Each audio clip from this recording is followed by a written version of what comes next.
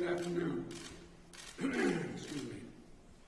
I'd like to start by saying a few words about the ransomware cyber attack currently impacting Colonial Pipeline. This is something that our administration has been tracking extremely carefully, and I have been personally briefed every day. The Department of Energy is working directly with Colonial to get the pipelines back online and operating at full capacity as quickly and safely as possible. The FBI also is engaged to assess and address this attack. The agencies across the government have acted quickly to mitigate any impact on our fuel supply. And over the weekend, at my direction, the Department of Transportation issued an emergency order to loosen restrictions on truck drivers in order to allow more fuel to be transported by a tanker. We're prepared to take additional steps depending on how quickly the company is able to bring its pipeline back to full operational capacity. The Federal Bureau of Investigation has determined Colonial's network was infected by ransomware, and it's a criminal act, obviously. FBI released details of the attack so others can take steps to prevent being infected. My administration takes this very seriously. We have efforts underway with the FBI and DOJ, Department of Justice, to disrupt and prosecute ransomware criminals. And my administration will be pursuing a global effort of ransomware attacks by transnational criminals who often use global money laundering networks to carry them out. My administration is also committed to safeguarding our critical infrastructure, much of which is privately owned and managed like Colonial. Private entities are making their own determination on cybersecurity, so to jumpstart greater private sector investment in cybersecurity, we launched a new public-private initiative in April. It begins with a 100-day sprint to improve cybersecurity in the electric sector. And we'll follow that with similar initiatives in natural gas pipelines, water, and other sectors. In addition to companies stepping up, we need to invest to safeguard our critical infrastructure. That's one of the many things my American Jobs Plan is designed to do. I also want to update the people on the progress that we've made in our recovery and the next steps that we're going to be taking.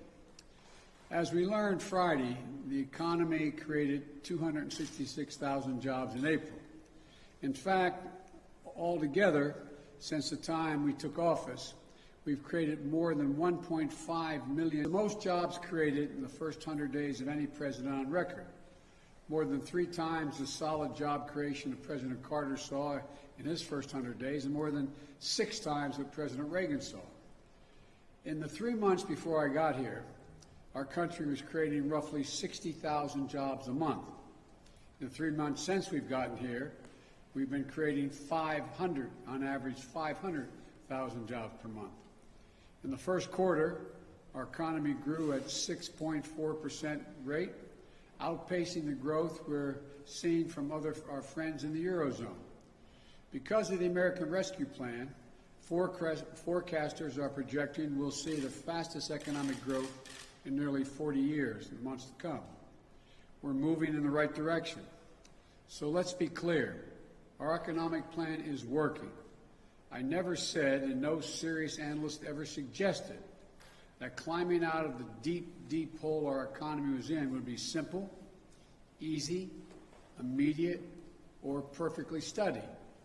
Remember, 22 million Americans lost their jobs in this pandemic. So, some months will exceed expectations, others will fall short. The question is, what is the trend line? Are we headed in the right direction? Are we taking the right steps to keep it going? And the answer clearly is yes. I also want to offer a bit more detail on the month's jobs numbers in particular. These monthly reports are a snapshot, as you all know. They take 1 week, a moment in time. Since this snapshot was taken around the week of April the 12th, since then, COVID-19 counts are down by more than 40% since then. And vaccination rates among working-age Americans has roughly doubled since then. This survey was taken before every adult was eligible to be vaccinated. So back then, 18% of working-age adults were fully vaccinated. Today, if it were taken, 34% are fully vaccinated. No wonder things in America feel better today than they did back when the survey was taken. With that context, here are the steps we're going to be taking to maintain our progress.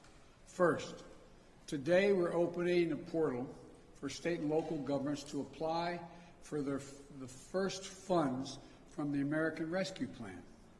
Because states and local governments have to balance their budgets, a lot of them had to lay off employees when the economy, state employees and local employees, when the economy slowed and tax revenues fell. We're talking about 1.3 million state and local employees out of work. Now the money we're going to be distributing now, is going to make it possible for an awful lot of educators, first responders, sanitation workers to go back to work. Second, this is a year-long program. Second, we're delivering assistance to tens of thousands of restaurants and bars across the country. Today, we're sending out the first relief checks to 16,000 hard-hit restaurants with help for many more to follow. A lot more people are going to be employed. Third, the employers bring back laid-off workers. To help them do that, we're going to remind them that there is some programs they can take advantage of. For example, employers can hire back their laid-off workers part-time without those workers having to give up all their unemployment benefits. Here's another example. In the American Rescue Plan, we expanded a tax incentive called Employee Retention Tax Credit. This can provide a recovering small or medium-sized business a direct credit for each worker they keep on or a job that they rehire. Fourth, we're going to provide real help for people struggling with the challenge of child care, which is making it hard for many parents who need to work, especially women, to get back to work.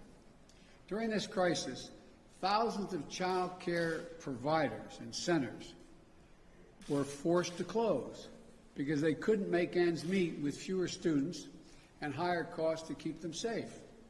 As a result, parents lost the support system they depended on for child care, and tens of thousands of child care workers lost their jobs.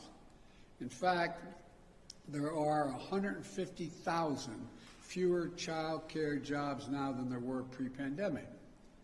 The American Rescue Plan has already allocated funds to states to address the immediate challenge to our economy and of too few child care operations. This is the largest investment in child care since World War II.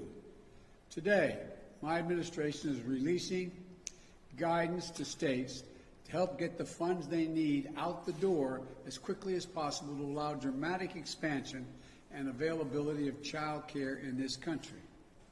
With these funds, states can help hundreds of thousands of providers reopen and stay open and provide safe and healthy learning environments for more than 5 million children. These funds will also allow states to provide over 800,000 families with subsidies to pay for child care.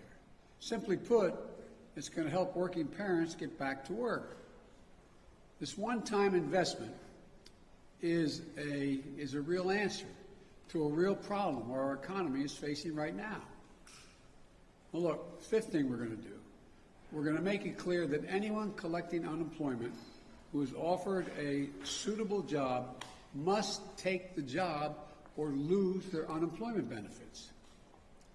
There are a few COVID-19 related exceptions so that people aren't forced to choose between their basic safety and a paycheck. But otherwise, that's the law. I know there's been a lot of discussion since Friday's report, that people are being paid to stay home rather than go to work. Well, we don't see much evidence of that. That is a major factor. We don't see that. Look, it's easy to say the line has been, because of the generous unemployment benefits, that it's a major factor in labor shortages. Americans want to work. Americans want to work. As my dad used to say, a job's about a lot more than a paycheck. It's about your dignity, your place in the community, being able to look your kid in the eye and say everything's going to be okay. I think the people who claim Americans won't work, even if they find a good and fair opportunity, underestimate the American people. So we'll insist that the law is followed with respect to benefits, but we're not going to turn our backs on our fellow Americans. 22 million people lost their jobs in this pandemic through no fault of their own. They lost their jobs to a virus and to a government that bungled its response to the crisis and failed to protect them. We still have 8 million fewer jobs than we did when the pandemic started. And for many of those folks, unemployment benefits are a lifeline. No one should be allowed to game the system, and we'll insist the law is followed, but let's not take our eye off the ball. Families who are just trying to put food on the table, keep a roof over their head, they aren't the problem. We need to stay focused on the real problems in front of us, beating this pandemic and creating jobs. Again, the law is clear. If you're receiving unemployment benefits and you're offered a suitable job, you can't refuse that job and just keep getting the unemployment benefits. We're also working to overcome all the barriers that may be making it harder for people to get back to work. Child care, getting vaccinated, getting schools open. We're making progress on all these things. And we need others to step up and play a role as well. For example, we need employers to step up in a couple of ways. First, we need them to get help to their people and get them vaccinated. 2 weeks ago, I announced that we will provide a tax credit to employers if they give workers paid time off to get a shot and recover from the effects of the side effects, if there are any. Our economy can't achieve its full potential until we get more people vaccinated. Employers can help that. We also need to recognize that people will come back to work if they're paid a decent wage. The last Congress, before I became president, gave businesses over $1.4 trillion in COVID relief. Congress may have approved that money, but let's be clear, the money came from the American people, and it went from the American people to American businesses, many of them big businesses, to help them get through this pandemic and keep their doors open. I'm not questioning it. It was the right thing to do. But my expectation is that as our economy comes back, these companies will provide fair wages and safe work environments. And if they do, they'll find plenty of workers. And we're all going to come out of this together better than before. So we need to stay focused on creating jobs and beating this pandemic today and building back better for tomorrow. The American Rescue Plan is just that, a rescue plan. It's to get us out of the crisis and back on track, but it's not nearly enough. That's why we need the American Jobs Plan, which is an 8-year investment, an 8-year investment strategy to make sure working people of this country get to share in the benefits of a rising economy and to put us in a position to win the competition with China and the rest of the world for the 21st century. That's the next stage. That's what we're doing right now. We're working to get that passed. I want to thank you all, and may God protect our troops. Thank you. Mr. President, if you can't protect critical infrastructure from a criminal actor, how can you possibly protect it from a state actor? We can do both. We will. Do you think Russia is involved at all implicitly with that attack? I'm going to be meeting with President Putin, and so far there is no evidence from our intelligence people that Russia is involved, although there is evidence that the actors, ransomware, is in Russia. they have some responsibility to deal with this. Thank you. Decided who will get the AstraZeneca doses, Mr. President?